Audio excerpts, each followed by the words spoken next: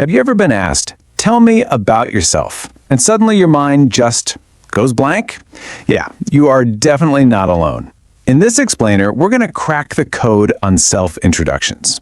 We'll give you a super simple, step-by-step guide so you can answer with confidence and ease every single time. Ah, yes, those four little words. You hear them in job interviews, on the first day of school, when you're meeting new people. They're pretty much everywhere. It sounds so simple, right? But boy, can it put you on the spot. Look, if that question makes your palms sweat a little, you're in good company. It's really tricky to know where to even start or what things are worth sharing. But don't you worry. Today, we are going to break it all down and make it surprisingly easy. So where do we begin? Well, every great introduction is built on a solid foundation. You got to have the essentials. Let's start with the absolute basics that help people get a quick sense of who you are right from the get-go. Just notice how Alex and Sarah keep it really simple here. I am from England. I am from Australia. See, they're just direct, clear statements that give the listener a quick snapshot of your background. There's really no need to overthink this part. Now, building on that, you can add a little bit of flavor by describing where you live now.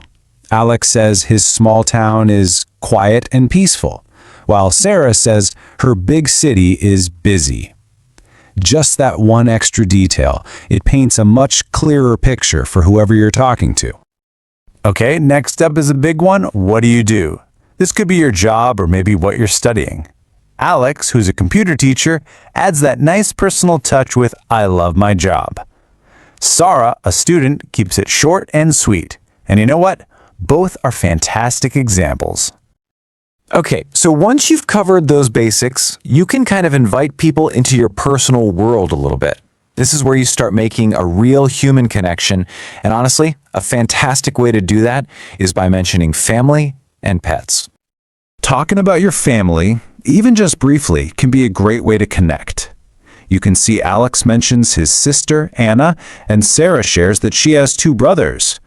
These are just simple, warm little details that make you so much more relatable. And let's be real, who doesn't love talking about pets? I mean, come on, this is an almost guaranteed way to bring a smile to a conversation. Mentioning your dog Rocky or your cat Snowy, it just instantly makes you seem more memorable and friendly. All right, for our final layer, we are getting to the really fun part. This is where you get to share the things that truly make you, well, you.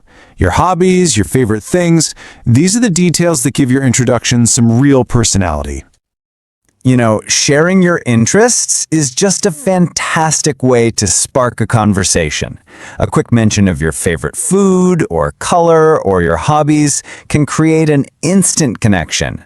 Who knows, you might just find a fellow pasta lover or movie buff in the room. Now, here's a little tip that might feel a bit backwards at first. Sharing something you don't like can be just as good at building a connection as sharing something you love. It shows you're authentic, and it can be surprisingly relatable. The key is to keep it light and friendly, of course. For example, Alex doesn't like waking up early. I think a lot of us can relate to that one. And Sarah isn't a fan of super spicy food. See? These are just simple, low-stakes opinions that make you seem more human. So we've looked at all the individual pieces, right? We've got the basics, your personal world, and your personality.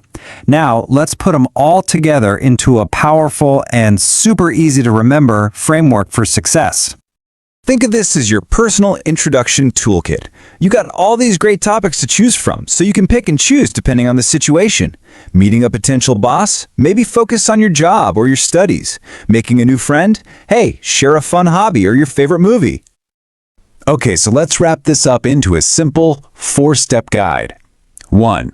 Start with the basics. 2. Add a few life details if it feels right. 3. Share a bit of your personality.